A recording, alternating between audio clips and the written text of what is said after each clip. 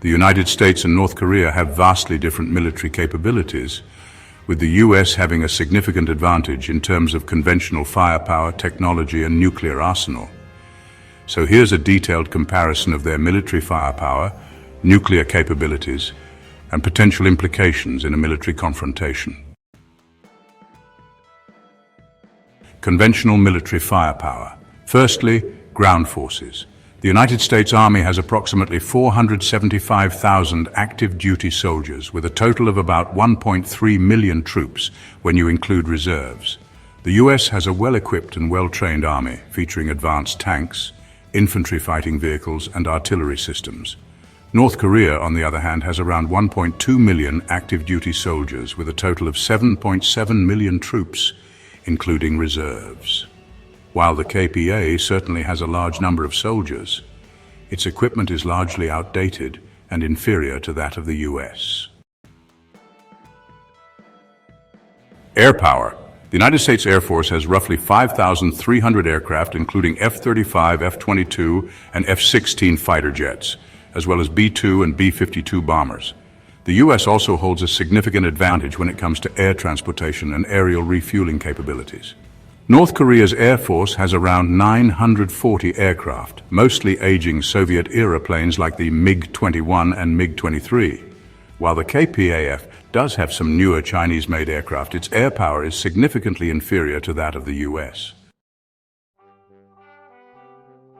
Naval power. The United States Navy has about 490 ships, including 12 aircraft carriers, 9 amphibious assault ships, and 22 cruisers. The US also boasts a significant submarine fleet and a robust network of naval bases all around the world. North Korea's Navy, meanwhile, has around 730 ships, but most of these are small, aging patrol boats and submarines. The KPN does have some newer submarines and surface combatants, but its naval capabilities are still quite limited compared to those of the US. When it comes to missile defense, the United States has a pretty comprehensive system in place. This includes the ground-based mid-course defense system, the Aegis ballistic missile defense system, and the Terminal High Altitude Area Defense System, or THAAD for short.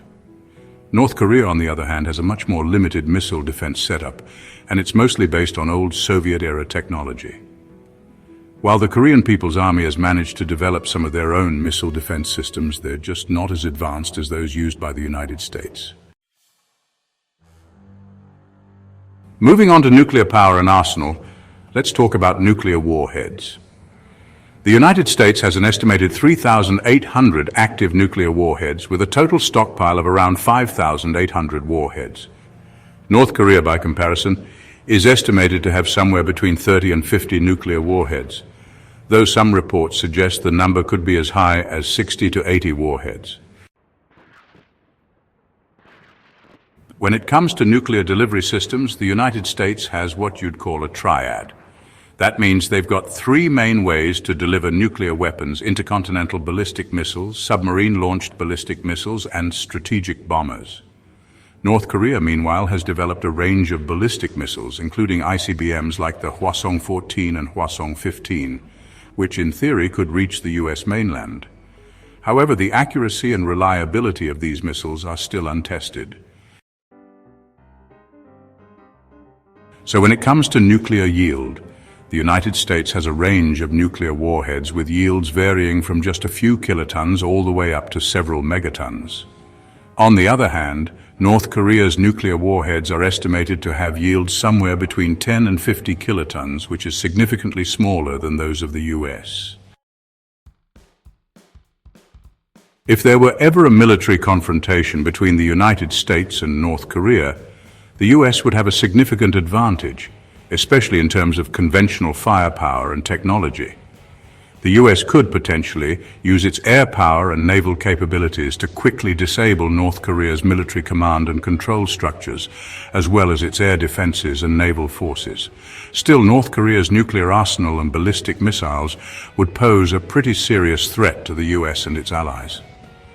If North Korea actually launched a nuclear attack, the US would likely respond with overwhelming force, including the possibility of a nuclear counterstrike.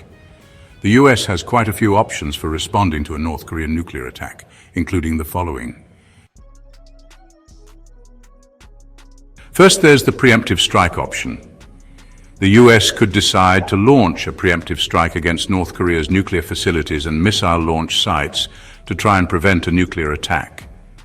Second, the US could use its ballistic missile defense systems to intercept and destroy North Korean ballistic missiles while they're still in flight.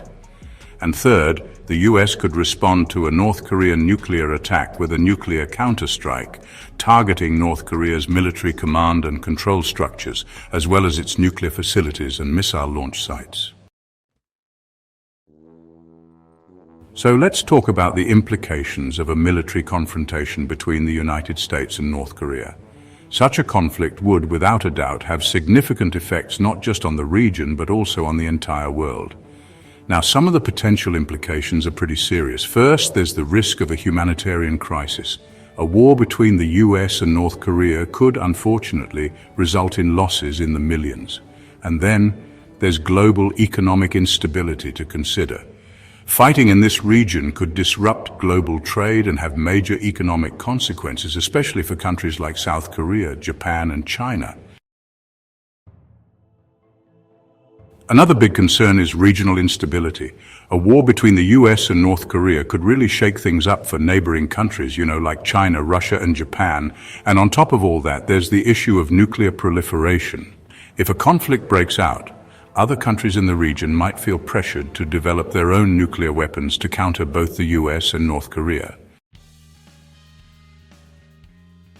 In conclusion, while North Korea does have a significant military capability, the United States holds a clear advantage when it comes to conventional firepower, technology, and nuclear strength.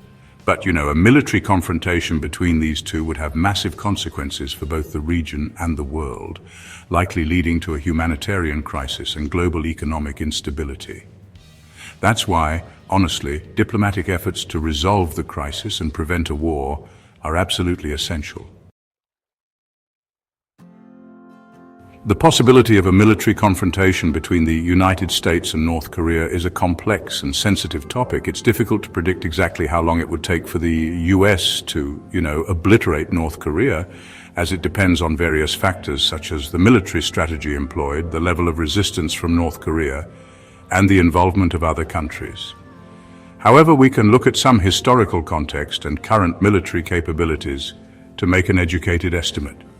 The Korean War, which took place from 1950 to 1953, lasted for 3 years and involved a significant military effort from the US and its allies. In terms of current military capabilities, the US has a significant advantage over North Korea in terms of technology, firepower, and logistical support. The US military has a strong presence in the Asia-Pacific region with bases in countries such as Japan and South Korea. That being said, North Korea has developed a significant military capability, including a large army, a robust artillery force, and a growing nuclear arsenal. Any military confrontation would likely involve significant casualties on both sides.